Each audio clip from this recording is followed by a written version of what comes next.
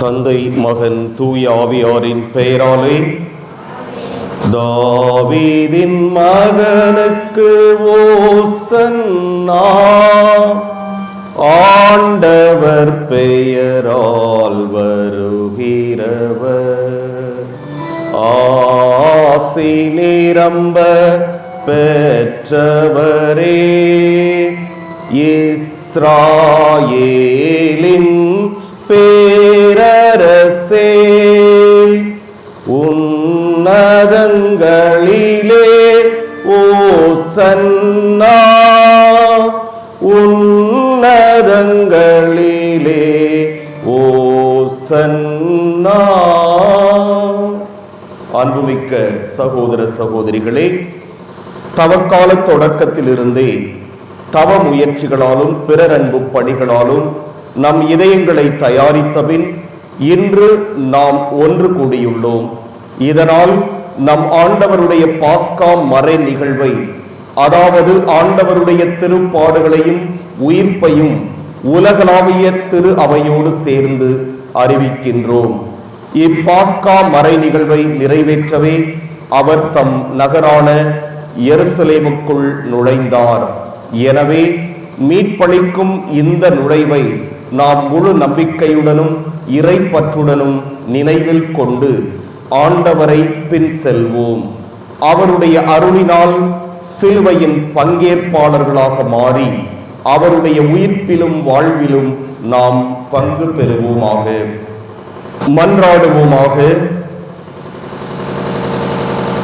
என்றென்றும் உள்ள எல்லாம் வல்ல இறைவா, இக்குறுத்தோலைகளை உமது ஆசியால் புனிதப்படுத்தி அருளும்.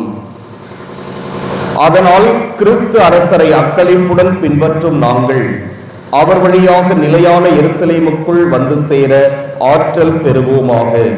என்றென்றும் வாழ்ந்து ஆட்சி செய்கின்ற அவர் வழியாக உம்மை மன்றாடுகின்றோம்.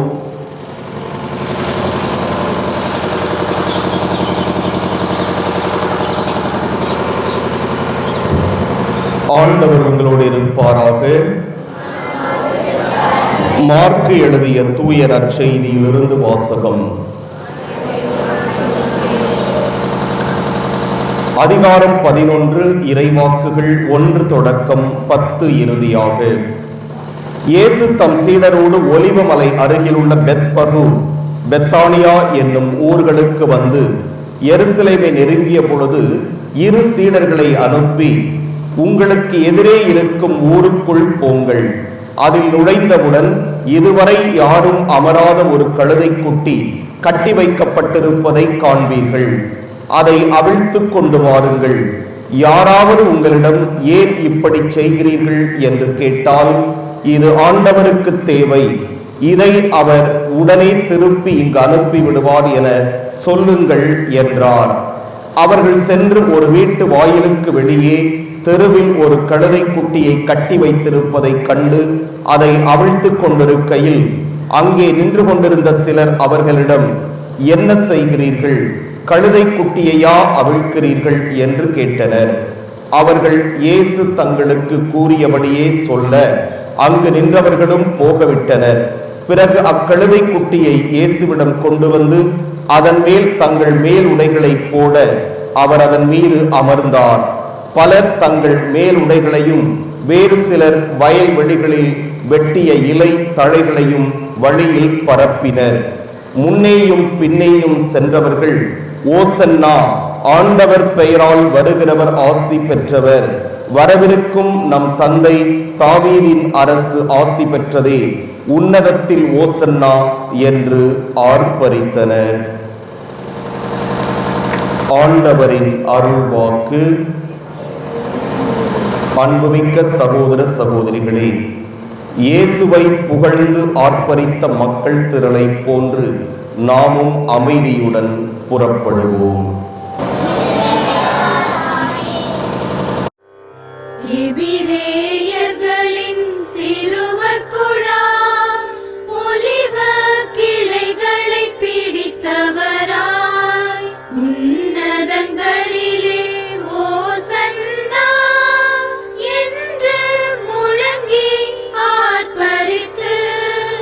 ஆண்டவரை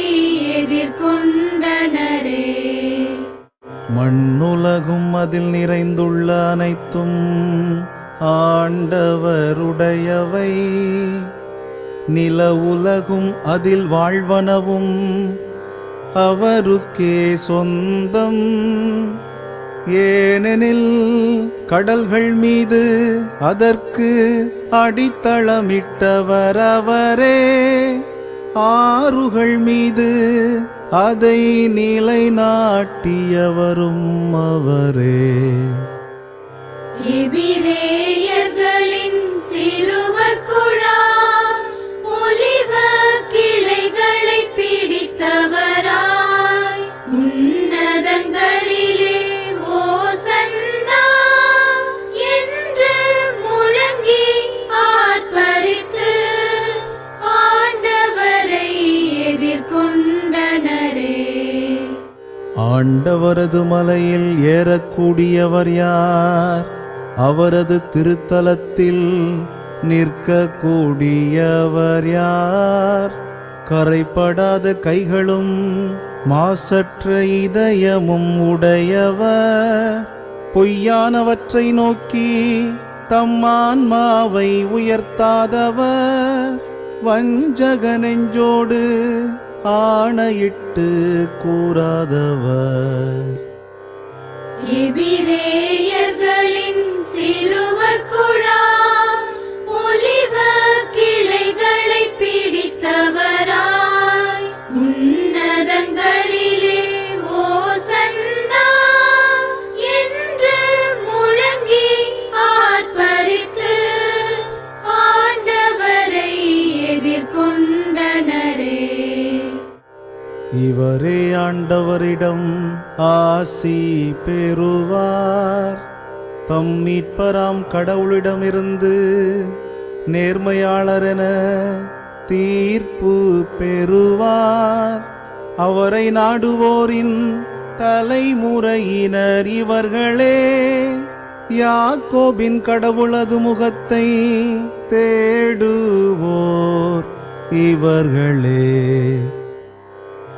எபிரேயர்களின் சிறுவர் குழாம் ஒலிவ கிளைகளை பிடித்தவராய், உன்னதங்களிலே ஓசன்னா என்று முழங்கி ஆர்ப்பரித்து ஆண்டவரை எதிர்கொண்டனரே. வாயில்களே உங்கள் நிலைகளை உயர்த்துங்கள், தொன்மை மிகு கதவுகளே உயர்ந்து நில்லுங்கள். மாட்சி மிகு மன்னர் உள்ளே நுழையட்டும். மாட்சி மிகு மன்னர் இவர் யாரோ? வலிமையும் ஆற்றலும் கொண்ட ஆண்டவர் இவரே. இவரே போரில் வல்லவரான ஆண்டவர். எபிரேயர்களின் சிறுவர் குழாம் ஒலிவ கிளைகளை பிடித்தவராய், உன்னதங்களிலே ஓசன்னா என்று முழங்கி ஆர்ப்பரித்து ஆண்டவரை எதிர்கொண்டனரே. வாயில்களே உங்கள் நிலைகளை உயர்த்துங்கள், தொன்மை மிகு கதவுகளே உயர்ந்து நில்லுங்கள். மாட்சி மிகு மன்னர் உள்ளே நுழையட்டும். மாட்சி மிகு மன்னர் இவர் யாரோ? படைகளின் ஆண்டவர் இவர், மாட்சி மிகு மன்னர் இவரே. எபிரேயர்களின் சிறுவர் குழாம் ஒலிவ கிளைகளை பிடித்தவராய், உன்னதங்களிலே ஓசன்னா என்று முழங்கி ஆர்ப்பரித்து ஆண்டவரை எதிர்கொண்டனரே. எபிரேயர்களின் சிறுவர் குழாம்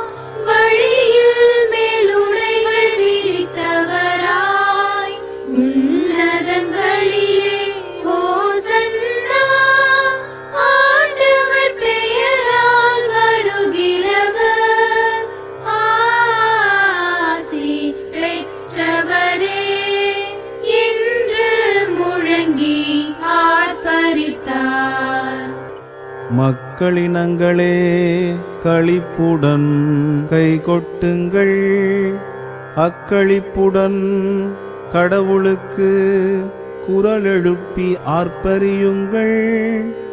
ஏனெனில் உன்னதராகிய ஆண்டவர் அஞ்சுதற்கு உரியவர், உலகனைத்தின் மாவேந்தரவரே.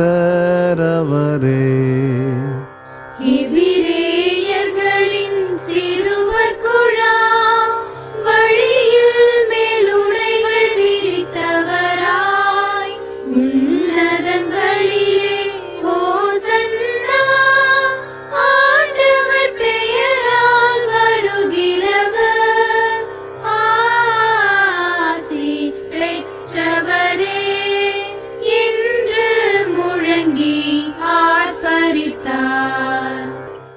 மக்களை நமக்கு அடிபணிய செய்தவர், அந்நிய நாடுகளை நம் தாழ்பணிய வைத்தார். நம் உரிமை சொத்தை அவர் நமக்கு தேர்ந்தளித்தார். அது அவர் அன்பு கூறும் யாக்கோபின் மாட்சியாகும். ஆரவார ஒலியிடையே ஏறிச் செல்கிறார் கடவுள், எக்காலம் முழங்கிடவே உயரே ஏறுகின்றார் ஆண்டவர். எபிரேயர்களின் சிறுவர் குழாம் வழியில் மேலுடைகள் விரித்தவராய், உன்னதங்களிலே ஓசன்னா, ஆண்டவர் பெயரால் வருகிறவர், ஆசி பெற்றவரே என்று முழங்கி ஆர்ப்பரித்தார். பாடுங்கள், கடவுளுக்கு புகழ் பாடுங்கள். பாடுங்கள், நம் அரசருக்கு புகழ் பாடுங்கள். ஏனெனில் கடவுளே அனைத்துலகின் வேந்தர், ஞானத்தோடு பாடுங்கள். எபிரேயர்களின் சிறுவர் குழாம் வழியில் மேலுடைகள் விரித்தவராய், உன்னதங்களிலே ஓசன்னா, ஆண்டவர் பெயரால் வருகிறவர், ஆசி பெற்றவரே என்று முழங்கி ஆர்ப்பரித்தார். ஜெபிப்போமாக. என்றென்றும் உள்ள எல்லாம் வல்ல இறைவா, தாழ்மையின் எடுத்துக்காட்டை மனித இனம் பின்பற்ற எங்கள் மீட்பரை மனித உடல் எடுக்கவும் சிலுவையை ஏற்றுக்கொள்ளவும் செய்தீரே. அதனால் நாங்கள் அவரது பொறுமையை கற்றுக்கொண்டு அவரது உயிர்ப்பில் பங்கேற்க தகுதி பெறுமாறு எங்களுக்கு கனிவாய் அருள்வீராக.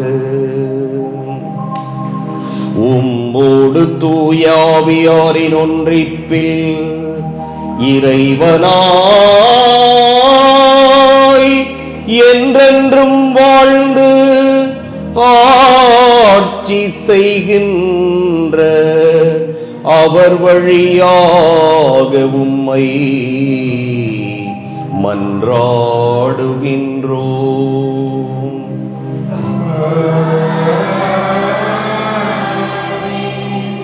முதல் வாசகம். நிந்தனை செய்வோருக்கு என் முகத்தை மறைக்கவில்லை, இழிநிலையை நான் அடைவதில்லை என்று அறிவேன். இறைவாக்கினர் எசாயா நூலிலிருந்து வாசகம். அதிகாரம் 50, இறை வசனங்கள் 4 முதல் 7 வரை. நலிந்தவனை நல்வாக்கால் ஊக்குவிக்கும் அறிவை நான் பெற்றிட ஆண்டவராகிய என் தலைவர் கற்றோனின் நாவை எனக்கு அளித்துள்ளார். காலைதோறும் அவர் என்னை தட்டி எழுப்புகின்றார். கற்போர் கேட்பது போல் நானும் செவி கொடுக்க செய்கின்றார். ஆண்டவராகிய என் தலைவர் என் செவியை திறந்துள்ளார். நான் கிளந்தெழுவில்லை, விலகிச் செல்லவும் இல்லை. அடிப்போருக்கு என் முதுகையும் தாடியை பிடுங்குவோருக்கு என் தாடையையும் உபவித்தேன். நிந்தனை செய்வோருக்கும் காரை உமிழ்வோருக்கும் என் முகத்தை மறைக்கவில்லை. ஆண்டவராகிய என் தலைவர் துணை நிற்கின்றார். நான் அவமானம் அடையேன். என் முகத்தை கற்பாரையாக்கிக் கொண்டேன். இழிநிலையை நான் அடைவதில்லை என்று அறிவேன். ஆண்டவர் வழங்கும் அருள்வாக்கு.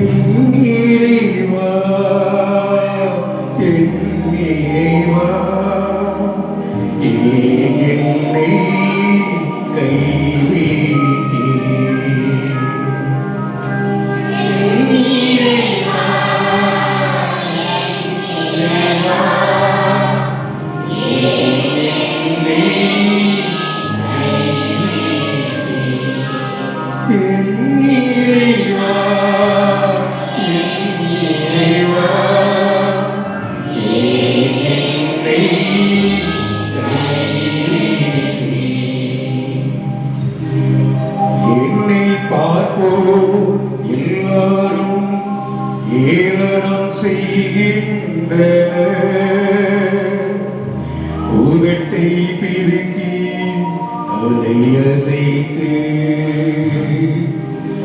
ஆண்டவர் மீது நம்பிக்கை வைத்தானே அவர் மீட்கட்டும்.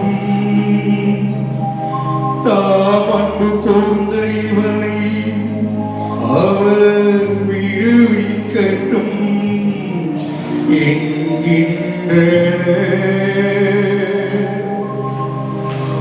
என் இறைவா, என் இறைவா, என்னை என் இறைவா, என் இறைவா, என்னை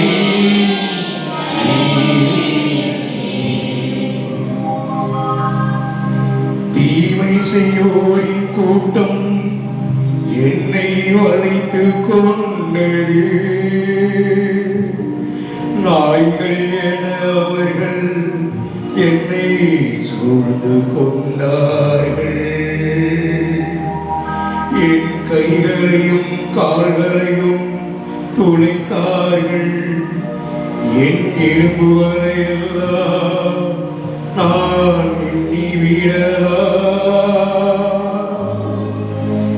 என் இறைவா, என் இறைவா.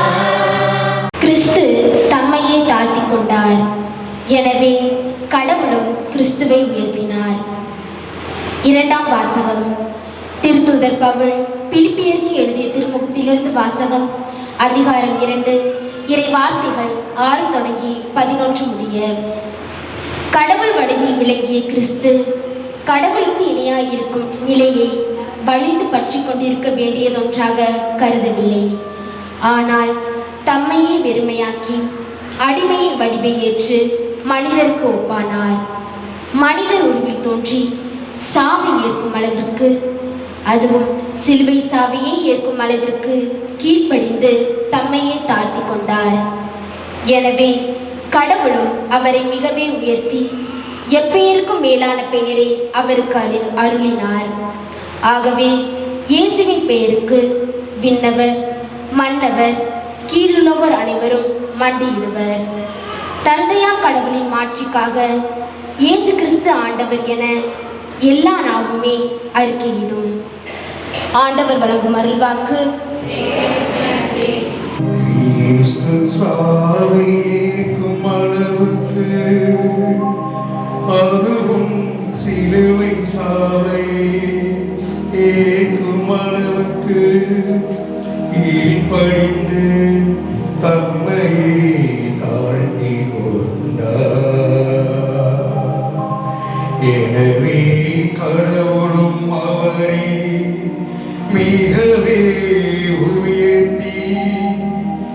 என் பெயருக்கும் மேலான பெயரை அவருக்கு அருளினார்.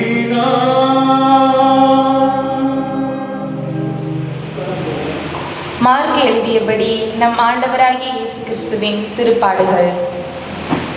பாஸ்கா என்னும் புளிப்பற்ற அப்ப விழா நிகழ இன்னும் 2 நாள்கள் இருந்தன. தலைமை குருக்களும் மறைநூல் அறிஞரும் இயேசுவை எவ்வாறு சூழ்ச்சியாய் பிடித்து கொலை செய்யலாம் என்று வழி தேடிக் கொண்டிருந்தனர். ஆயினும் விழாவின் போது வேண்டாம், ஒருவேளை மக்களிடையே கலகம் ஏற்படக்கூடும் என்று நினைத்தனர். இயேசு பெத்தானியாவில் தொழுநோயாளர் சீமோன் இல்லத்தில் இருந்தார். அங்கே பந்தியில் அமர்ந்திருந்த போது இலாமிச்சை நறுமண தைலம் கொண்ட படிக சிமிழுடன் பெண் ஒருவர் வந்தார்.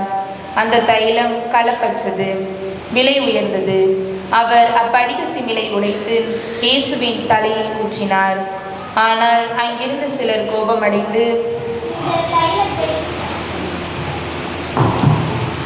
இந்த தைலத்தை இவ்வாறு வீணாக்குவதே, இதை 300 தெனாரியத்துக்கும் மேலாக விற்று ஏழைகளுக்கு கொடுத்திருக்கலாமே என்று தங்களுக்குள் பேசிக் கொண்டனர். அப்பெண்ணின் மீதும் சீறி எழுந்தனர். இயேசு அவர்களிடம், அவரை விடுங்கள், ஏன் அவருக்கு தொல்லை கொடுக்கிறீர்கள்?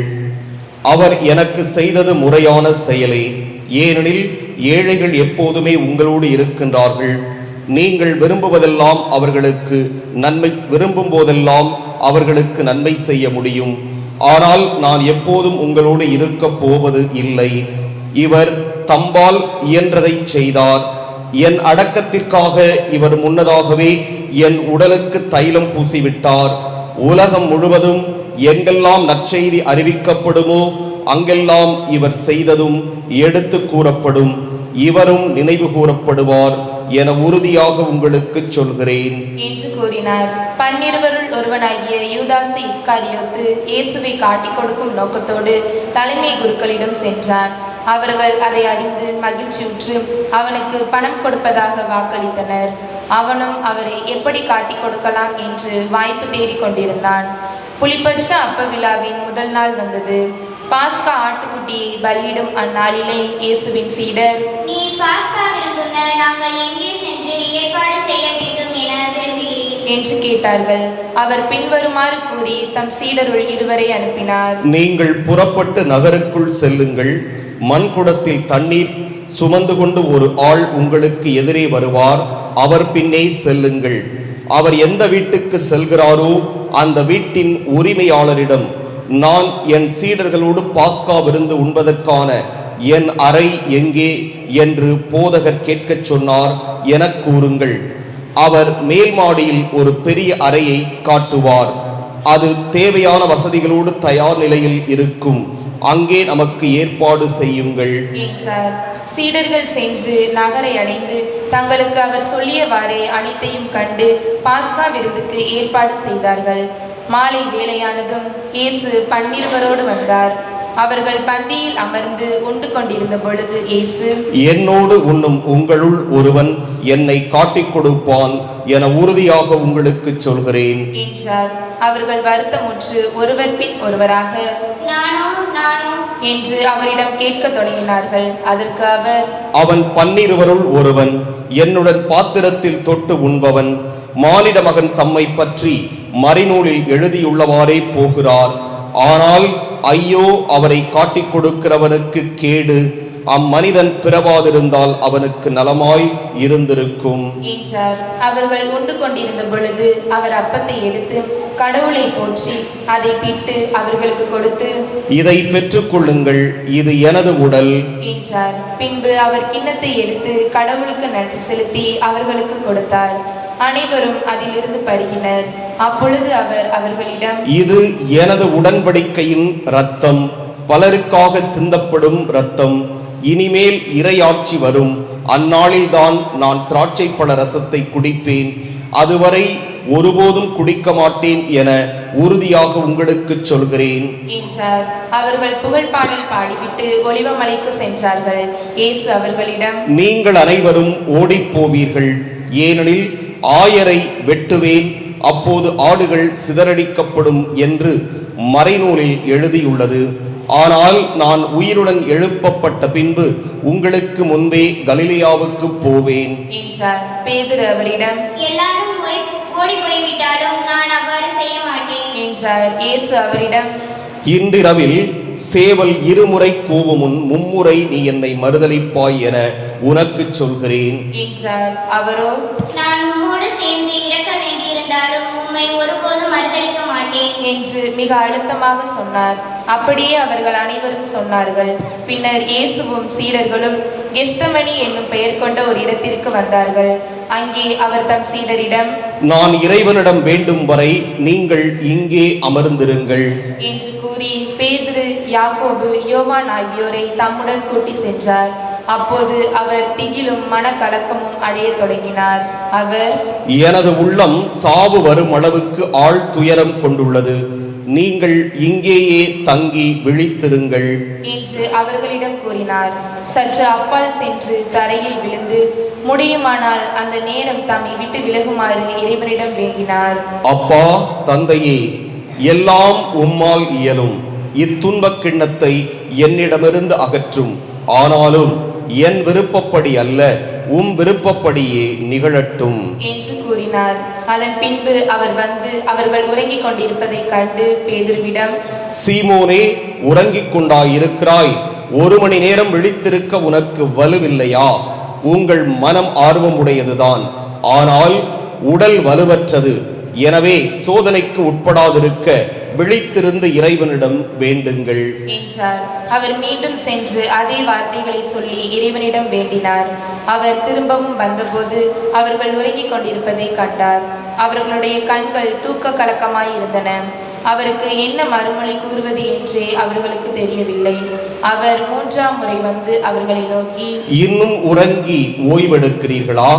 போதும், நேரம் வந்துவிட்டது. மானிட மகன் பாவிகளின் கையில் ஒப்புவிக்கப்பட போகிறார். எழுந்திருங்கள், போவோம், இதோ என்னை காட்டிக் கொடுப்பவன் நெருங்கி வந்துவிட்டான் என்று கூறினார். இயேசு தொடர்ந்து பேசிக் கொண்டிருந்த போது 12 ஒருவனான யூதாசு வந்தான். அவனோடு தலைமை குருக்கள், மறைநூல் அறிஞர், மூப்பர் ஆகியோர் அனுப்பிய மக்கள் கூட்டம் வாள்களோடும் தடிகளோடும் வந்தது. அவரை காட்டிக் கொடுக்கவிருந்தவன், நான் ஒருவரை முத்தமிடுவேன், அவர் தான் இயேசு, அவரை பிடித்து காவலோடு கொண்டு போங்கள் என்று அவர்களுக்கு அடையாளம் சொல்லியிருந்தான். அவன் வந்ததும் உடனடியாக அவரை அணுகி, ரபி என கூறிக்கொண்டே அவரை முத்தமிட்டான். அவர்களும் அவரை பற்றி பிடித்து கைது செய்தனர். அருகில் நின்று கொண்டிருந்தவர்களுள் ஒருவர் தம் வாளை உருவி தலைமை குருவின் பணியாளரை தாக்கி அவருடைய காதை துண்டித்தார். இயேசு அவர்களை பார்த்து, கள்வரை பிடிக்க வருவது போல வாள்களோடும் தடிகளோடும் என்னை கைது செய்ய வந்தது ஏன்? நான் நாள்தோறும் கோவிலில் கற்பித்துக் கொண்டு உங்களோடு இருந்தேன், நீங்கள் என்னை பிடிக்கவில்லையே. ஆனால் மறைநூலில் எழுதப்பட்டுள்ளவை நிறைவேற வேண்டும் என்றார். அப்பொழுது சீடர் அனைவரும் அவரை விட்டுவிட்டு தப்பி ஓடினர். இளைஞர் ஒருவர் தம் வெறும் உடம்பின் மீது ஒரு நார்பட்டு துணியை போர்த்தி கொண்டு அவர் பின்னே சென்றார். அவரை பிடித்தார்கள். ஆனால் அவர் துணியை விட்டுவிட்டு ஆடையின்றி தப்பி ஓடினார். அவர்கள் இயேசுவை தலைமை குருவிடம் கூட்டி சென்றார்கள். எல்லா தலைமை குருக்களும் மூப்பர்களும் மறைநூல் அறிஞர்களும் ஒன்று கூடினார்கள். பேதுரு தொலையில் அவரை பின்தொடர்ந்தார். தலைமை குருவின் வீட்டு உள்முற்றம் வரை வந்து காவலரோடு உட்கார்ந்து நெருப்பின் அருகே அவர் குளிர் காய்ந்து கொண்டிருந்தார். தலைமை குருக்களும் தலைமை சங்கத்தார் அனைவரும் இயேசுவுக்கு மரண தண்டனை விதிக்க அவருக்கு எதிராக சான்று தேடினார்கள். ஆனால் ஒன்றும் கிடைக்கவில்லை. பலர் அவருக்கு எதிராக பொய் சான்று சொன்னார்கள். ஆனால் அச்சான்றுகள் ஒன்றுக்கொன்று முரண்பட்டிருந்தன. சிலர் எழுந்து, மனித கையால் கட்டப்பட்ட இந்த திருக்கோவிலை இடித்துவிட்டு கையால் கட்டப்படாத வேறொன்றை 3 நாளில் நான் கட்டி எழுப்புவேன் என்று இவன் சொல்ல கேட்டோம் என்று அவருக்கு எதிராக பொய் சான்று கூறினர். அப்படியும் அவர்களுடைய சான்று ஒத்துவரவில்லை. அப்பொழுது தலைமை குரு எழுந்து அவர்களின் நடுவே நின்று, இவர்கள் உனக்கு எதிராக கூறும் சான்றுக்கு மறுமொழி ஒன்றும் கூற மாட்டாயா என்று இயேசுவை கேட்டார். ஆனால் அவர் பேசாதிருந்தார். மறுமொழி ஒன்றும் அவர் கூறவில்லை. மீண்டும் தலைமை குரு, போற்றுதற்குரிய கடவுளின் மகனாகிய மெசியா நீதானே என்று அவரை கேட்டார். அதற்கு இயேசு, நானே அவர்.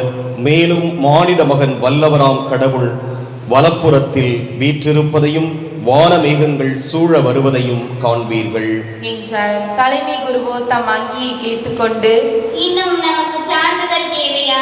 இவன் கடவுளை பழித்துரைத்ததை கேட்டீர்களே, உங்களுக்கு என்ன தோன்றுகிறது என்று கேட்க அவர்கள் அனைவரும் இவன் சாக வேண்டியவன் என்று தீர்மானித்தார்கள். பின்பு சிலர் அவர் மேல் துப்பவும் அவர் முகத்தை மூடி அவரை கையால் குத்தி, இறைவாக்கினனே யார் என சொல் என்று கேட்கவும் தொடங்கினர். காவலரும் அவரை கன்னத்தில் அறிந்தனர். அப்பொழுது பேதுரு கீழே முற்றத்தில் இருக்க தலைமை குருவின் பணிப்பெண் ஒருவர் வந்து பேதுரு குளிர் காய்ந்து கொண்டிருக்க கண்டு அவரை கூர்ந்து நோக்கி, நீயும் இந்த நாசரேத்து இயேசுவோடு இருந்தவன் தானே என்றார். அவரோ, நீர் சொல்வது என்னவென்று எனக்கு தெரியவில்லை, புரியவும் இல்லை என்று மறுதலித்து வெளிமுற்றத்திற்கு சென்றார். அப்பொழுது சேவல் கூவிற்று. அந்த பணிப்பெண் அவரை கண்டு சூழ இருந்தவர்களிடம், இவனும் அவர்களை சேர்ந்தவன்தான் என்று மீண்டும் கூறத் தொடங்கினார். அவர் மீண்டும் மறுதலித்தார். சற்று நேரத்திற்கு பின் சூழ இருந்தவர்களும், உண்மையாகவே நீ அவர்களை சேர்ந்தவனே, ஏனெனில் நீ ஒரு கலிலேயன் என்று மீண்டும் பேதுருவிடம் கூறினார்கள். அவரோ, நீங்கள் குறிப்பிடுகின்ற இந்த மனிதனை எனக்கு தெரியாது என்று சொல்லி சபிக்கவும் ஆணையிடவும் தொடங்கினார். உடனே இரண்டாம் முறை சேவல் கூவிற்று. அப்பொழுது சேவல் இருமுறை கூவும் முன் நீ என்னை மும்முறை மறுதலிப்பாய் என்று இயேசு தமக்கு கூறிய சொற்களை பேதுரு நினைவு கூர்ந்து மனமுடைந்து அழுதார். பொழுது விடிந்ததும் மூப்பரோடும் மறைநூல் அறிஞரோடும் தலைமை சங்கத்தார் அனைவரோடும் தலைமை குருக்கள் ஆலோசனை செய்து இயேசுவை கட்டி இழுத்துச் சென்று பிலாத்துவிடம் ஒப்புவித்தனர். பிலாத்து அவரை நோக்கி, நீ யூதரின் அரசனா என்று கேட்க அவர், அவ்வாறு நீர் சொல்கிறீர் என்று பதில் கூறினார். தலைமை குருக்கள் அவர் மீது பல குற்றங்களை சுமத்தினார்கள். மீண்டும் பிலாத்து, நீ பதில் ஒன்றும் சொல்ல மாட்டாயா? உன் மீது இத்தனை குற்றங்களை சுமத்துகிறார்களே என்று அவரிடம் கேட்டான். இயேசுவோ எப்பதிலும் கூறவில்லை. ஆகவே பிலாத்து வியப்புற்றான். விழாவின் போது மக்கள் கேட்டுக்கொள்ளும் ஒரு கைதியை அவர்களுக்காக பிலாத்து விடுதலை செய்வதுண்டு. பரபா என்னும் கைதி ஒருவன் இருந்தான். ஒரு கலகத்தில் கொலை செய்த கலகக்காரனோடு பிடிபட்டவன் அவன்.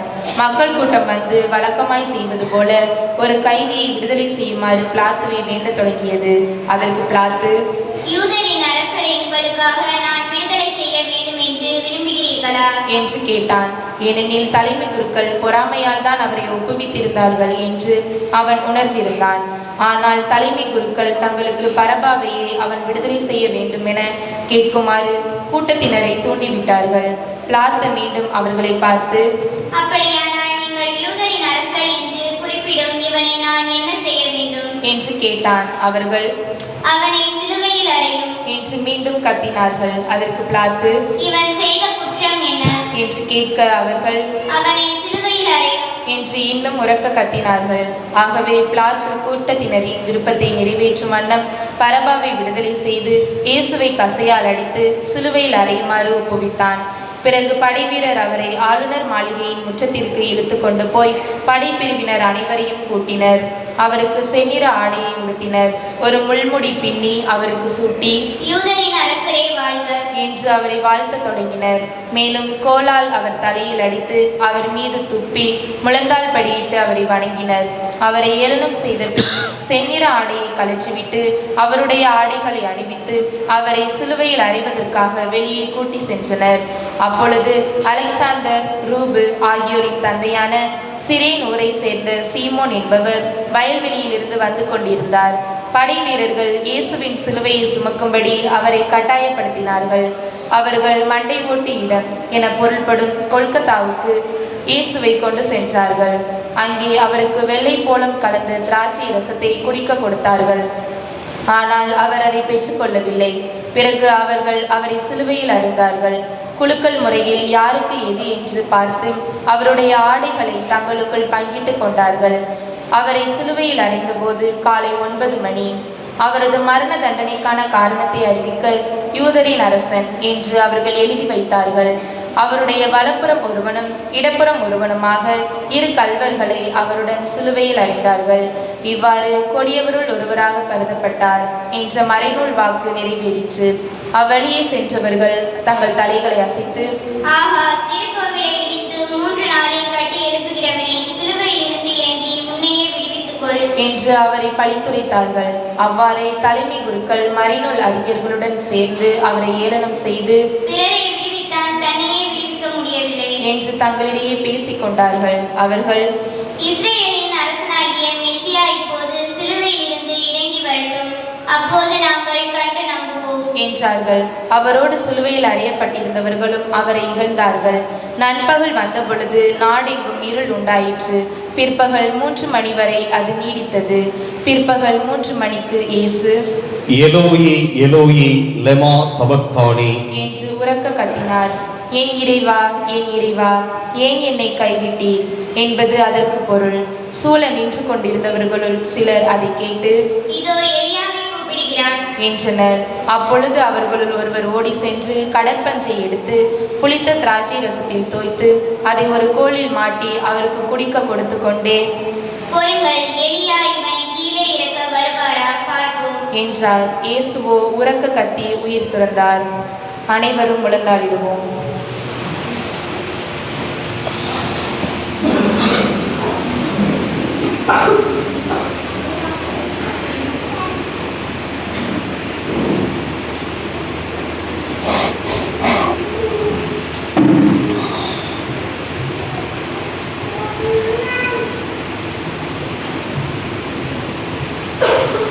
அனைவரும் எழுதி நிற்போம். அப்பொழுது திருக்கோவிலின் திரை மேலிருந்து கீழ்வரை 2ஆக கிழிந்தது. அவருக்கு எதிரே நின்று கொண்டிருந்த நூற்றுவர் தலைவர் அவர் இவ்வாறு உயிர் துறந்ததை கண்டு, இம்மனிதர் உண்மையாகவே இறைமகன் என்றார். பெண்கள் சிலரும் தொலையில் நின்று உற்று நோக்கி கொண்டிருந்தனர். அவர்களுள் மகதல மரியாவும், சின்ன யாக்கோபு, யோசே ஆகியோரின் தாயாகிய மரியாவும், சலோமி என்பவரும் இருந்தனர். இயேசு கலிலேயாவில் இருந்தபோது அவர்கள் அவரை பின்பற்றி அவருக்கு பணிவிடை செய்து வந்தவர்கள். அவருடன் எருசலேமுக்கு வந்திருந்த வேறு பல பெண்களும் அங்கே இருந்தார்கள். இதற்குள் மாலை வேளையாகிவிட்டது.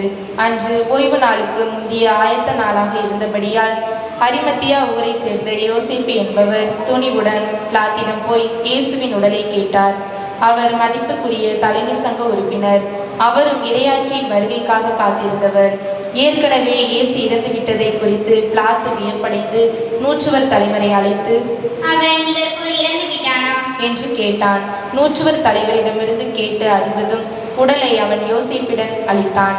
யோசேப்பு மெல்லிய துணி ஒன்றை வாங்கி வந்து இயேசுவின் உடலை இறுக்கி துணியால் சுற்றி பாறையில் வெட்டப்பட்டிருந்த கல்லறையில் கொண்டு வைத்தார். அதன் வாயிலில் ஒரு கல்லை உருட்டி வைத்தார். அவரை எங்கே வைத்தனர் என்பதை மகதல மரியாவும் யோசேப்பின் தாய் மரியாவும் உற்று பார்த்து கொண்டிருந்தனர். நேற்று ரஷ்யாவினுடைய தலைநகரம் எது? ரஷ்யாவினுடைய தலைநகரம் எது? மாஸ்கோ. Very good. அந்த மாஸ்கோவிலே ஒரு துயரச் சம்பவம் நடைபெற்றது. குறைந்தது ஒரு 140 பேர் இறந்து போய்விட்டார்கள். நல்லா யோசிங்க. அது ஒரு பெரிய அரங்கம். அந்த அரங்கத்திலே இசை கச்சேரி. அந்த இசை கச்சேரியை பார்ப்பதற்கு ஏறக்குறைய 1 மாதத்திற்கு முன்போ, 3 வாரங்களுக்கு முன்போ, 2 வாரங்களுக்கு முன்போ அதற்குரிய அந்த கட்டணத்தை செலுத்தி டிக்கெட் புக் பண்ணி அந்த நிகழ்ச்சிக்கு அந்த அரங்கத்தின் உள்ளே போகும்போது மகிழ்ச்சியோடு சென்றிருப்பார்களா, துக்கத்தோடு சென்றிருப்பார்களா? மகிழ்ச்சியோடு சென்றிருப்பார்கள். ஆனால் யாருக்கு தெரியும், அங்கே மகிழ்ச்சியோடு உள்ளே சென்று கொண்டே இருக்கிறார்கள். அதிலே அந்த அரங்கத்தை விட்டு வெளியே ஒரு 150 பேர் பிணமாகத்தான் தூக்கி வரப்படுவார்கள் என்பது அவர்களுக்கு தெரியுமா? இறந்த அந்த 150 பேருக்கும் தெரியுமா? தெரியாது. எவ்வளவு சந்தோஷத்தோடு போயிருப்பாங்க, எவ்வளவு மகிழ்ச்சியோடு போயிருப்பாங்க, எத்தனை நாள் கனவா இருந்திருக்கும். ஏனென்றால் ஒரு காரணம் சொல்லுகிறார்கள். ஏறக்குறைய ரஷ்யாவுக்கும் உக்ரைனுக்கும் பல மாதங்களாக என்ன நடந்து கொண்டிருக்கிறது? இந்த அவங்க 2 பேரும் போர் புரியுறாங்க பாருங்க. அவங்க இந்த மாதிரி போர் புரிந்து கொண்டிருக்கிறார்கள். இங்க பாருங்க, பூசை முடிஞ்சு போர்லாம் வச்சுக்கலாம். ஆக பல மாதங்களாக என்ன நடந்து கொண்டிருக்கிறது? போர் நடந்து கொண்டிருக்கிறது.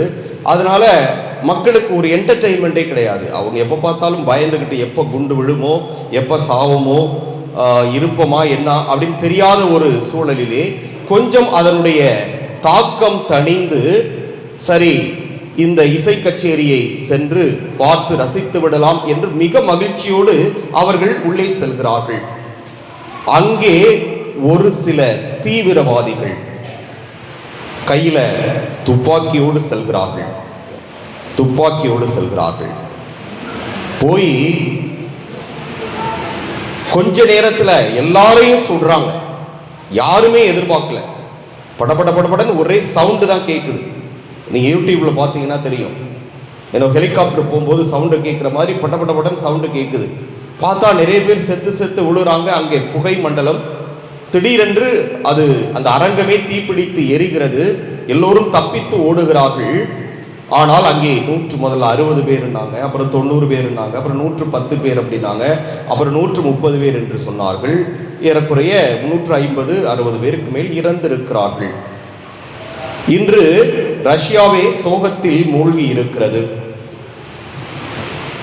இது நமக்கு எதை காட்டுகிறது என்றால், அவ்வளவு பெரிய ஒரு நாடு சிறிய நாடாகிய உக்ரைன் மீது போர் தொடுத்தது. அடுத்தவர்களுக்கு சோகத்தை பரிசாக கொடுத்தது. இன்று அந்த நாடு சோகத்தை பரிசாக பெற்றுக் கொண்டிருக்கிறது. எனவே அந்த நாடே இருளில் மூழ்கி இருப்பதாக பத்திரிகைகள் கூறுவதை நாம் பார்க்கிறோம். அன்புக்குரியவர்களே, இன்று இயேசுவை கழுதையின் மேல் ஏற்றி மிக மகிழ்ச்சியோடு பாடி செல்கிறார்கள். எங்கே போறாங்க? நான் அன்னைக்கு கூட சொன்னேன், எங்க போறாங்க? எங்க போறாங்கன்னே தெரியாம நம்ம உட்கார்ந்து இருக்கிறோம். இயேசுவை எங்க உள்ள கூட்டிட்டு போறாங்க? எருசலேம் திரு நகருக்குள் கூட்டிட்டு போறாங்க. எங்க கூட்டிட்டு போறாங்க? எருசலேம் திருநகர். அது சுற்றிலும் மதில், பெரிய செவுரு, அந்த சுவர், அது ஒரு இடத்திலிருந்து உள்ள அந்த நகருக்குள் கூட்டிட்டு போறாங்க. இயேசுவை கழுதையின் மீது அமர வைத்து ஒலிவ மர கிளைகளை எல்லாம் கையிலே பிடித்து கொண்டு, நமக்கு ஒலிவ மர கிளை கிடைக்காது, அது அந்த நாட்டில் தான் இருக்கும், அது அந்த நாட்டில் தான் வளரும். அதனால தான் நம்ம என்ன செய்கிறோம்? இந்த குருத்தோலைகளை கையிலே ஏந்தி சென்றோம். எனவே அந்த ஒலிவ மர கிளைகளை எல்லாம் கரத்திலே பிடித்து கொண்டு ரொம்ப சந்தோஷமா போறாங்க, மகிழ்ச்சியா போறாங்க. என்னமோ ஒருத்தர் பிஷப்பாயி வரவேற்பு கூட்டிட்டு வரும்போது ரொம்ப உற்சாகமாக கூட்டிட்டு வர மாதிரி, நம்ம ஊரில் ஒருத்தர் சாமியாராகி அவரை வரவேற்புக்காக நிறைய பேர் நடந்து வருவாங்க. சில பேர் பெரிய வாகனத்தில் ஏற்றி கூட்டிகிட்டு வருவாங்க, தேர் மாதிரி செஞ்சு கூட்டிகிட்டு வருவாங்க. இந்த மாதிரி ஒவ்வொருத்தரும் செஞ்சு அது மாதிரி ரொம்ப சந்தோஷமா இயேசுவை அவர்கள் அந்த எருசலேம் திருநகரத்திற்குள்ளே கூட்டி செல்கிறார்கள். ஆனால் இயேசுவுக்கு மட்டும்தான் தெரியும் அங்கே உள்ளே என்ன நடக்க போகிறது என்று. யாருக்கு மட்டும்தான் தெரியும்? இயேசுவுக்கு மட்டுமே. இது ஒரு மகிழ்ச்சியான ஒரு பயணமா அல்லது சோகத்தை தாங்கவிருக்கிற சந்திக்கவிருக்கிற பயணமா என்பது யாருக்கு மட்டும்தான் தெரியும்? இயேசுவுக்கு மட்டும்தான் தெரியும். எனவேதான் அவர் அந்த எருசலேம் திருநகருக்குள்ளே செல்கிறார். காரணம், அது இறைவனுடைய திட்டம். நாள் நெருங்கிருச்சு, நேரம் நெருங்கிருச்சு. 33 ஆண்டுகள் தான் அவர் உயிரோடு இருப்பார். 33வது வயதிலே அவரை தந்தையாம் இறைவன் அவர் அருகிலே அழைத்துக் கொள்வார் என்பது இயேசுவுக்கு ஏற்கனவே தெரிந்திருந்தது. எனவே அந்த இறுதி பயணத்திற்கு தன்னையே ஒப்புவிக்கும் விதமாக, கையளிக்கும் விதமாக அவர் எருசலேம் திருநகருக்குள்ளே செல்லும் ஒரு விழாவைத்தான் நாம் இன்று கொண்டாடி இருக்கிறோம். எவ்வளவு ஒரு வேதனை மிகுந்த ஒன்று. யோசித்து பாருங்கள். அந்த ரஷ்யாவில் நடந்த நிகழ்ச்சியில் அந்த இறந்த 160 பேரோ 50 பேரோ 70 பேரோ கரெக்டாக தெரியல, உள்ள போகும்போது இன்றைக்கு நாம பிணமாகத்தான் திரும்பி வருவோம் என்று தெரிந்திருந்தால் அவர்கள் உள்ளே போயிருப்பார்களா? சொல்லுங்க பார்ப்போம். உள்ளே போயிருப்பாங்களா? பேசுங்க. போயிருப்பாங்களா? போயிருக்க மாட்டாங்க. என்ன செஞ்சிருப்பாங்க? எவ்வளவு டிக்கெட்டுக்கு பணம் கொடுத்திருந்தாலும் பரவாயில்ல, அந்த காசே போனாலும் பரவாயில்லை என்று அவங்க வந்த வாகனத்தை எடுத்துக்கொண்டு வீட்டுக்கு போயிருப்பாங்க. இதுதான் நடந்திருக்கும். அது நாமாக இருந்தாலும் சரி அதைத்தான் செய்வோம். அது நாடாக இருந்தாலும் சரி நீங்களாக இருந்தாலும் சரி அதைத்தான் செய்வோம். ஆனால் இயேசுவுக்கு தன்னுடைய இறப்பை பற்றி முன்பே தெரியும். இந்த எருசலேம் நகருக்குள் ஏன் செல்கிறோம் என்பது அவருக்கு தெரியும். அங்கே அவர்கள் தன்னை கைது செய்வார்கள், ஏளனம் செய்வார்கள். எள்ளி நகையாடுவார்கள், தன்னுடைய கரங்களிலே கால்களிலே ஆணிகளால் அறைவார்கள், தலையிலே முள்முடி சூட்டுவார்கள், ஈட்டியால் தன்னுடைய விழாவிலே குத்துவார்கள், இறுதியிலே கசப்பான காடியை நமக்கு கொடுப்பார்கள். நாம் அந்த சிலுவையிலே உயிர் துறக்க போகிறோம் என்பது அவருக்கு தெரியும். தன்னுடைய மரணம் முன்பே அவருக்கு தெரியும். தெரிந்தும் தப்பி ஓடாமல், விலகிச் செல்லாமல் அவர் தந்தையினுடைய விருப்பத்திற்காக முற்றிலும் கையளிக்கும் விழாதான் இன்றைய விழா, திருப்பாடுகளின் குருத்து ஞாயிறு. எனவே ஏன் இயேசு விரும்பியே இந்த துன்பத்தை ஏற்றுக்கொள்கிறார் என்றால் ஒரே ஒரு பதில்தான், அது இறைவனின் திட்டம். அவர் உயிரோடு வாழ்ந்து கொண்டிருந்தால் போதாது, அவர் இறந்து தன்னிடம் வர வேண்டும், தூய ஆவியானவரை மக்களுக்கு விட்டு செல்ல வேண்டும். இந்த தூய ஆவியானவர் வழியாக அந்த இயேசு இந்த திரு அவையை வழிநடத்த வேண்டும் என்பது இறைவனுடைய ஆவலாக இருக்கிறது. எனவே இந்த ஒரு நிகழ்வு நம்முடைய வாழ்க்கையிலே என்ன பாடத்தை நமக்கு கொடுக்கிறது என்றால், நாம் ஆலயத்திற்கு வரும் பொழுது நமக்கு எந்த துன்பமுமே வந்துவிடக்கூடாது என்று நாம் ஜெபித்தோம் என்றால், அடிக்கடி ஜெபிக்கின்றோம் என்றால், இதுவே பழக்கமாகிறது என்றால் அது ஒருபோதும் வெற்றி கொள்ளாது அந்த ஜெபம். என்னடா ஃபாதர் இப்படி சொல்றாரு? ஆம், துன்பம் என்ற ஒன்று நம்முடைய வாழ்க்கையை தொடாமல் போகாது. எப்படி காற்று நம்முடைய உடலையும் உடலின் உள்பகுதிக்கும் சென்று நம்மை இயங்க வைக்கிறதோ, அதுபோல நீர் இல்லாமல் நாம் வாழ முடியாது. அதுபோல துன்பம் இல்லாமல் வாழவே முடியாது ஒரு மனிதன். யாராவது ஒரு மனிதர் இந்த உலகிலே ஒரு முறை கூட துன்பத்தை சந்திக்கவே இல்லை, துன்பம் அவரை தீண்டவே இல்லை என்று யாராவது ஒருவரை சுட்டிக்காட்ட முடியுமா என்றால் நிச்சயமாக முடியாது. நிச்சயமாக முடியாது. அடித்து சொல்லலாம், வாய்ப்பே இல்லை. அப்ப துன்பம் என்பது நம்முடைய வாழ்விலே தொடர்ந்து வரும். ஆனால் இந்த துன்பத்தை தாங்கக்கூடிய மன வலிமை, இந்த துன்பத்தை வெற்றி கொள்ளக்கூடிய ஒரு ஆற்றல் நமக்கு யாரிடமிருந்து வரும்? அந்த இயேசு கிறிஸ்துவிடமிருந்து வரும்.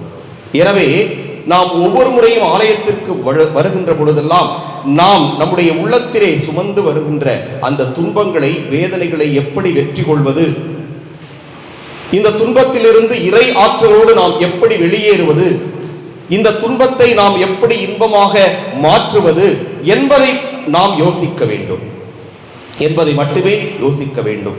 ஆனால் பல சமயங்களிலே நம்முடைய துன்பத்திற்கு நாம் காரணமாக அமைந்து விடுகிறோம். எனவே அந்த நாம் காரணமாக அமைகிறோமே, அதை நாம் விழிப்புணர்வோடு என்னென்ன காரணங்களால், நாம் செய்த என்னென்ன செயல்பாடுகளால் நமக்கு நாமே துன்பத்தை வருவித்து கொள்கிறோம் என்று யோசித்து பார்த்தால் ஏறக்குறைய ஒரு பாதி துன்பம் நம் வாழ்க்கையிலே நாம் நம்மை தொடாமல் பார்த்துக் கொள்ள முடியும். ஆனால் பல சமயங்களிலே பிறரால் வருகின்ற துன்பங்களை நாம் ஒன்றும் செய்ய முடியாது. நம்மோடு வாழ்கின்ற சக மனிதர்களால் நாம் பல சமயங்களிலே துன்பத்தை நாம் சந்திக்க வேண்டிய சூழல் வரும். அப்பொழுதெல்லாம் அந்த இறை ஆற்றலோடு துன்பத்தை நாம் வெற்றி கொள்ள முடியும். அதற்குரிய ஆற்றலை தான் தருமாறு நாம் ஒவ்வொரு முறையும் ஆலயத்திற்கு வருகின்ற பொழுது நாம் ஜெபிக்க வேண்டும். காரணம் என்ன?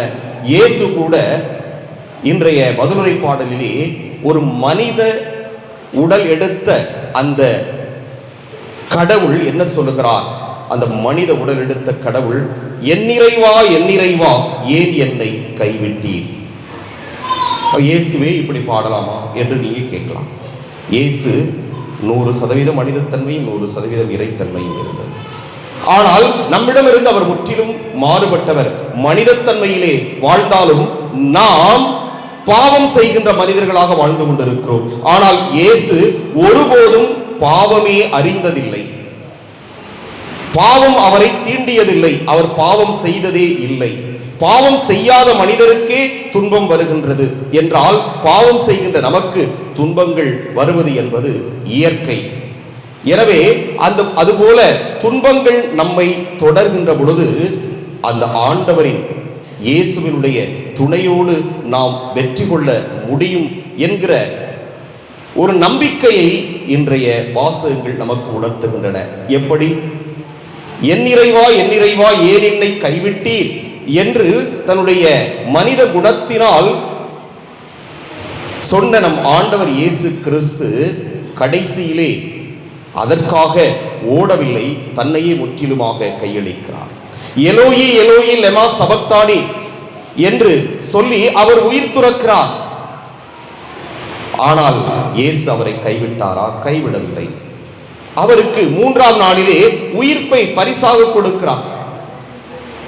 நீ எனக்காக, என்னுடைய வார்த்தைக்காக உன்னுடைய உயிரை கொடுத்தாய், நான் உன்னை நிரந்தரமாக சாக விட மாட்டேன், உன்னை உயிர்ப்பிப்பேன், உனக்கு இறப்பு என்பதே இல்லை, நீ நிரந்தரமாக என் அருகிலே எப்பொழுதும் நீ வாழ்வாய் என்று இறப்பை கொடுக்கிறார். இதைத்தான், இந்த நம்பிக்கை தான் நமக்கும் வர வேண்டும். நம்முடைய வாழ்க்கையிலே துன்பங்கள் வருகின்ற பொழுது துவண்டு போய் அந்த இயேசு வேண்டாம் என்று அவரை விட்டு ஓடி போய் விடாமல், துன்பத்தை வெற்றி கொண்டு நாம் எப்பொழுதும் இறைவனின் பிள்ளையாக அவர் அருகிலே வாழக்கூடிய அளவிற்கு நாம் நம்முடைய உள்ளத்தை பக்குவப்படுத்தி அவருடைய வார்த்தையின்படி வாழ்ந்து, துன்பத்திலும் நாம் அவரை இறுக பற்றி பிடித்துக் கொள்ளுகின்ற பொழுது அவர் நம் துன்பங்களிலிருந்து நம்மை மீட்டு அவரோடு நம்மை அணைத்துக் கொள்வார்.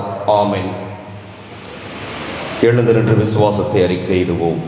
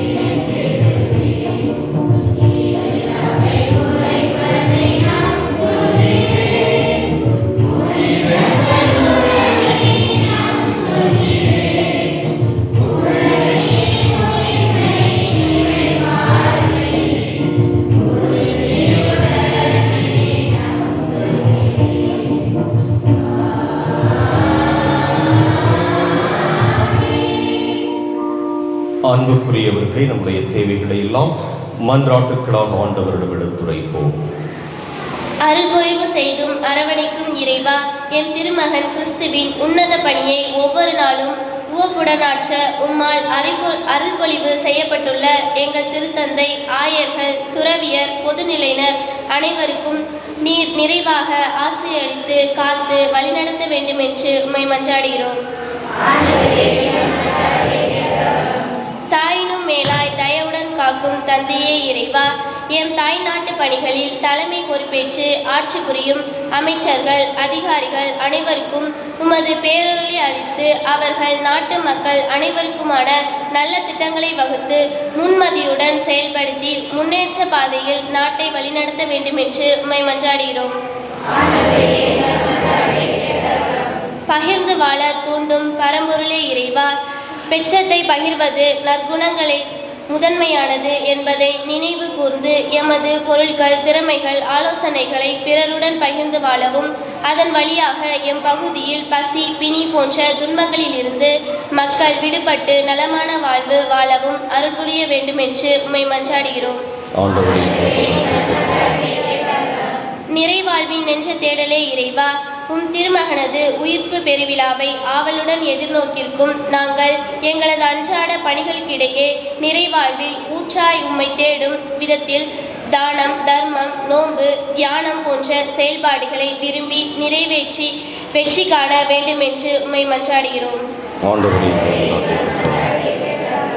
நமது தனிப்பட்ட தேவைகளை அமைதியாக ஆண்டவரிடம் எடுத்துரைப்போம்.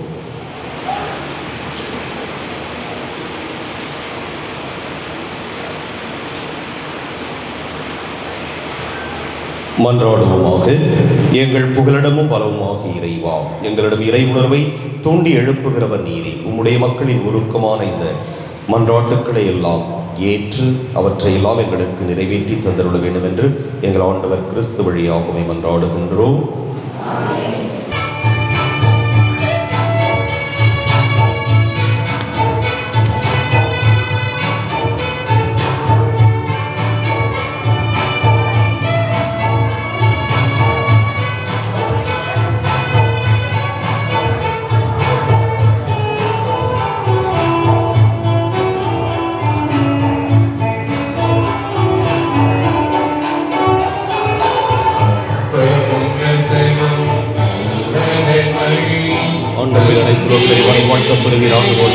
தப்பத்தை பெற்றுக்கொண்டோம். நிலத்தின் விளைவு மனித உழைப்பின் வயமான தப்பத்தை பெற்றுக் கொடுக்கின்றோம். தேர்களுக்கு வாழ்வழிக்கும் அப்பமாக மாறும் இறைவனை வாழ்த்து பெறுவாராக. ஆண்டவரே, தாழ்மையான மனம்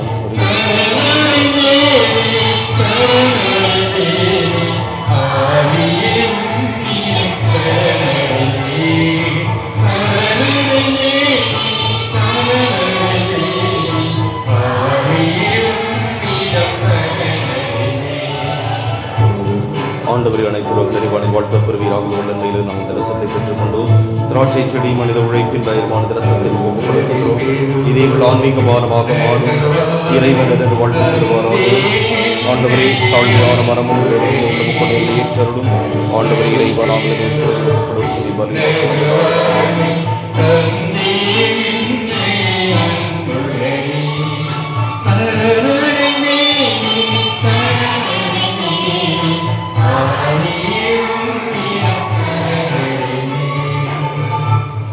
சகோதர சகோதரிகளே, என்னுடையதும் உங்களுடையதுமான இப்பலி எல்லாம் வல்ல தந்தையாகிய இறைவனுக்கு ஏற்றதாகும்படி மன்றாடுங்கள்.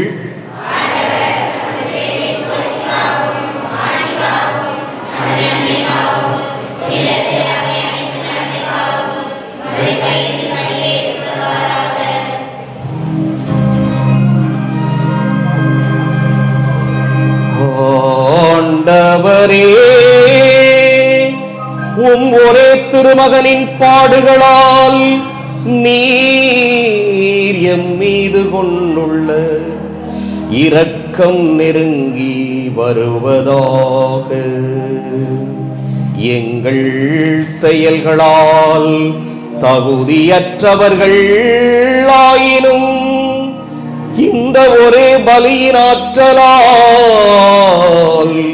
உமது இரக்கத்தை முன்கூட்டியே நாங்கள் கண்டுணர்வோமாக. எங்கள் ஆண்டவராகிய கிறிஸ்து வழியாக உம்மை மன்றாடுகின்றோம்.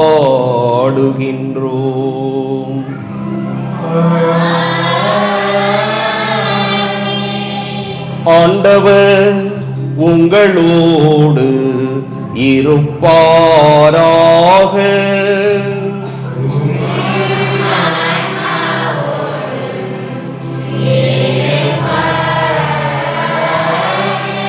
இதயங்களை மேலே எழுப்புங்கள்.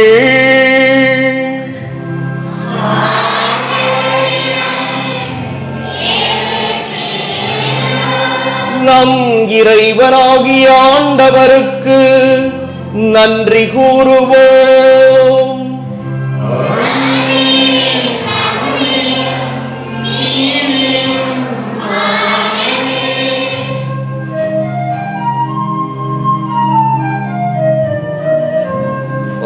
ஆண்டவரே, தூயவரான தந்தையே, என்றும் வாழும் எல்லாம் வல்ல இறைவா, எங்கள் ஆண்டவராகிய கிறிஸ்து வழியாக எந்நாளும் எவ்விடத்திலும் நாங்கள் உமக்கு நன்றி செலுத்துவது மெய்யாகவே தகுதியும் நீதியும் ஆகும். எங்கள் கடமையும் மீட்புக்கு உரிய செயலுமாகும். மாசற்ற கிறிஸ்து பாவிகளுக்காக பாடுபடவும் தீயோரின் மீட்புக்காக அநீதியாக தீர்ப்பிடப்படவும் திருவுளமானார். அவரது இறப்பு எங்கள் பாவங்களை போக்கியது. அவரது உயிர்த்தெழுதல் எங்களை உமக்கு ஏற்புடையவர்கள் ஆக்கியது. ஆகவே நாங்கள் வானதூதர் அனைவரோடும் சேர்ந்து உம்மை புகழ்ந்து போற்றி அக்களித்து கொண்டாடி ஆர்ப்பரித்து பாடுவதாவது: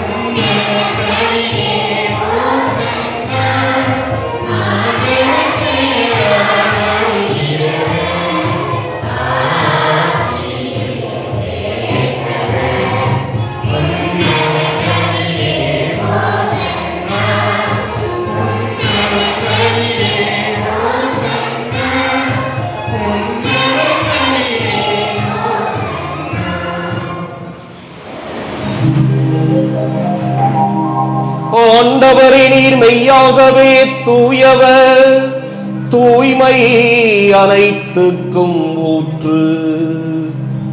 ஆகவே உம்முடைய ஆவியை பொழிந்து இக்காணிக்கைகளை தூய்மைப்படுத்த உம்மை வேண்டுகிறோம். இவ்வாறு எங்கள் ஆண்டவர் இயேசு கிறிஸ்துவின் உடலும் இரத்தமுமாக எங்களுக்கு இவை மாறுவனவாக. அவர் பாடுபட உளம் கனிந்து தம்மை கையளித்த போது அப்பத்தை எடுத்து நன்றி செலுத்தி அதை பிட்டு தம் சீடர்களுக்கு அளித்து கூறியதாவது: அனைவரும் இதிலிருந்து பெற்று உண்ணுங்கள், ஏனெனில் இது உங்களுக்காக கையளிக்கப்படும் என் உடல்.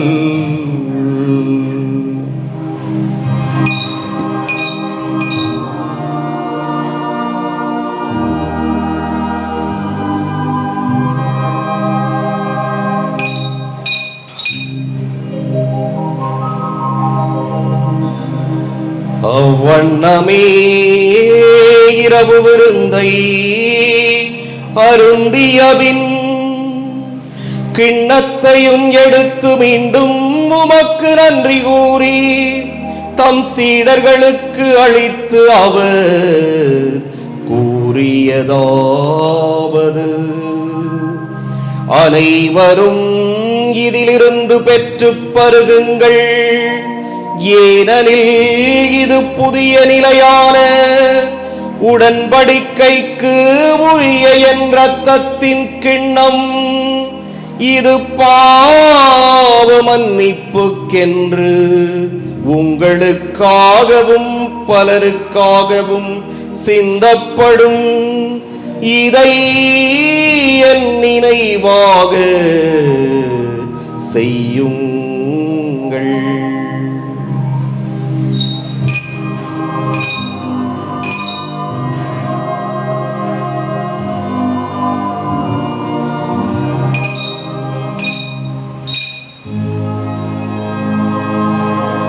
நம்பிக்கையின் மறைபொருள்.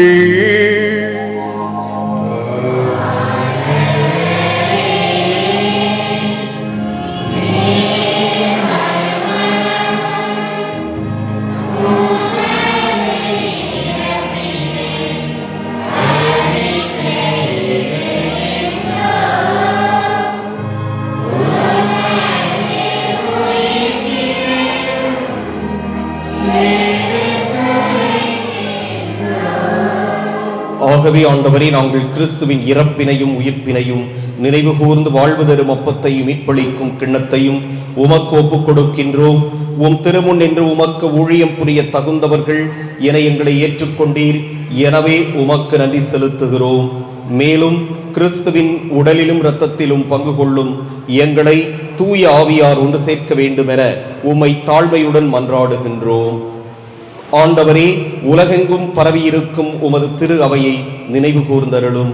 எங்கள் திருத்தந்தை பிரான்சிஸ், எங்கள் மறைமாவட்ட பரிபாலகர் சகாயராஜ், எல்லா திருநிலையினராகிய அனைவரோடும் உமது திரு அவை அன்பில் நிறைவு பெறச் செய்தருளும். மேலும் உயிர்த்தெழும் எதிர்நோக்குடன் துயில் கொள்ளும் எங்கள் சகோதரர் சகோதரிகளையும் இறந்தோர் அனைவரையும் இரக்கத்துடன் நினைவு கூர்ந்து உமது திருமுக ஒளியினுள் ஏற்றருளும். எங்கள் அனைவர் மீதும் இரக்கமாயிரும். கடவுளின் கன்னித்தாயான புனித மரியா, அவருடைய கணவரான புனித யோசேப்பு, புனித திருத்தூதர்கள், இவ்வுலகிலும் அக்குகந்தவராய் இருந்தோராகிய புனிதர் அனைவருடனும் நாங்கள் நிலை வாழ்வில் பங்கு கொள்ளும் தகுதி பெற்று உம் திருமகன் இயேசு கிறிஸ்து வழியாக உம்மை புகழ்ந்தேத்தும் வரமருள உம்மை மன்றாடுகின்றோம்.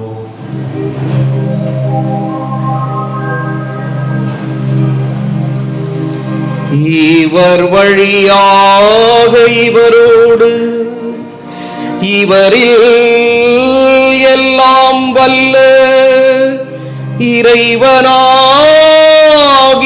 தந்தையே, தூய ஆவியாரின் ஒன்றிப்பில் எல்லா புகழும் மாட்சியும் என்றென்றும் உமக்கு உரியதே.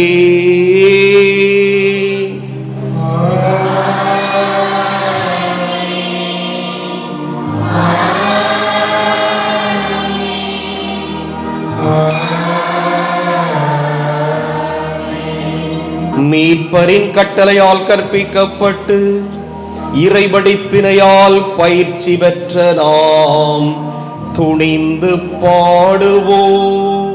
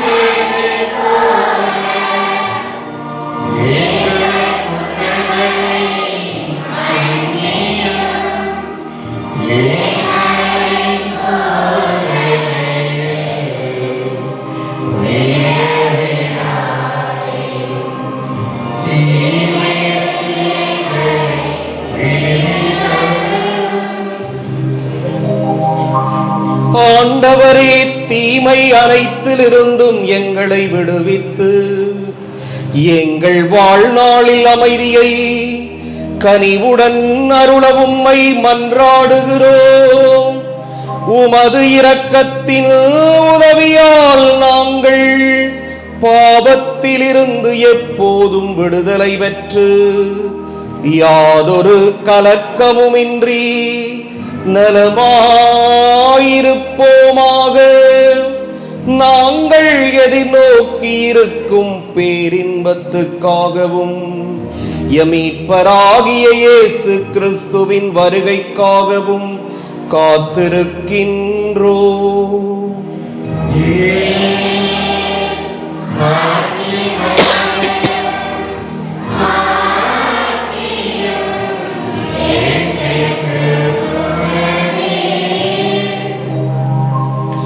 ஆண்டவரே இயேசு கிறிஸ்துவே, அமைதியை உங்களுக்கு விட்டுச் செல்கிறேன், என் அமைதியையே உங்களுக்கு அளிக்கின்றேன் என்று உம் திருத்தூதர்களுக்கு மொழிந்தீரே. எங்கள் பாவங்களை பாராமல் உமது திரு அவையின் நம்பிக்கையை கண்ணோக்கி உமது திருவுளத்துக்கு ஏற்ப அதற்கு அமைதியையும் ஒற்றுமையையும் அளித்தருள்வீராக. என்றென்றும் வாழ்ந்து ஆட்சி செய்கின்றவர் நீரே.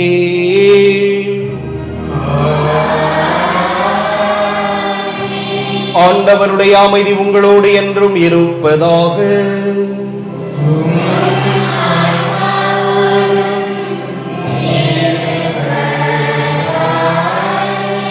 ஒருவருக்கொருவர் அமைதியை பகிர்ந்து கொள்வோம்.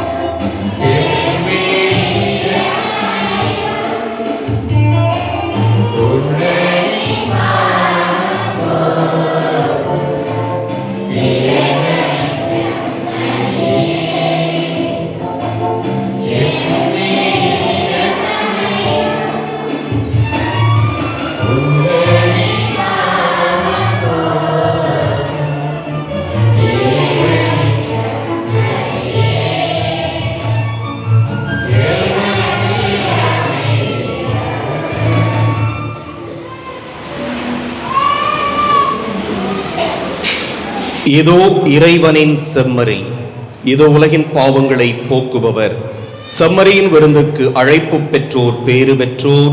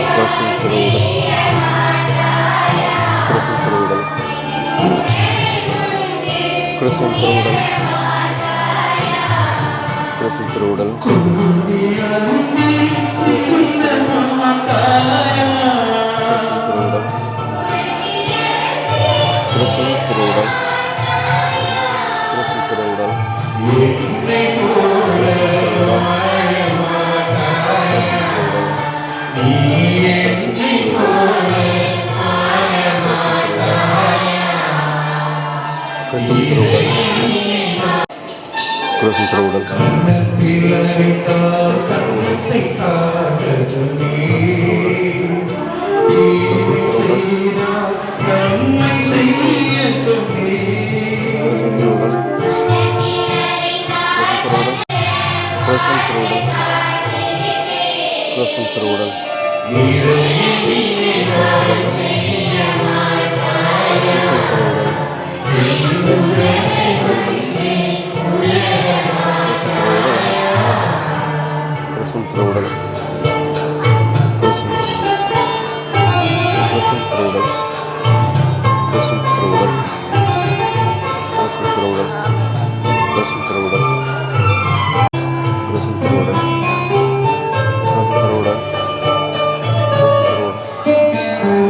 பரியை பெற அன்பு பணியை செய்ய சொன்னே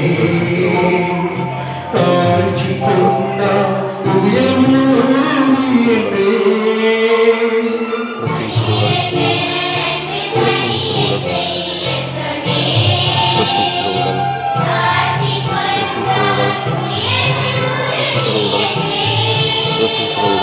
இதற்கு மேல் நாம் என்ன கேட்கின்றே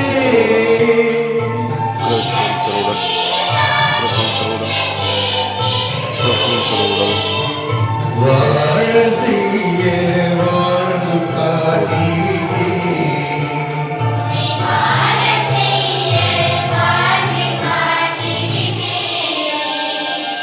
இதை நிறைவாய் செய்ய மாட்டாயா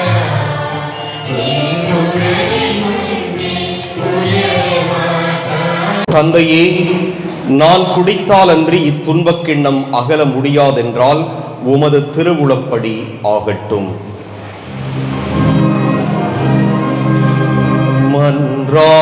மன்றாடுவோமாக.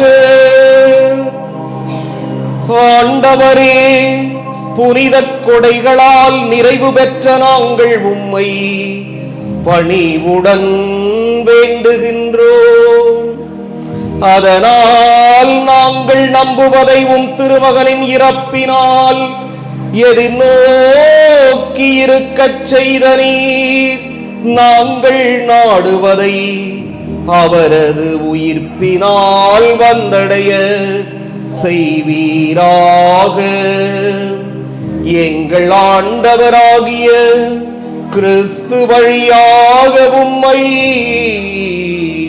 மன்றாடுகின்றோம்.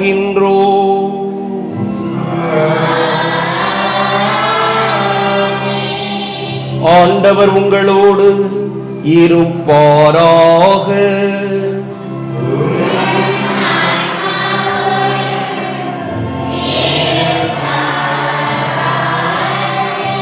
எல்லாம் வல்ல இறைவன் தந்தை, மகன், தூயாவியார் உங்களுக்கு ஆசி வழங்குவாராக.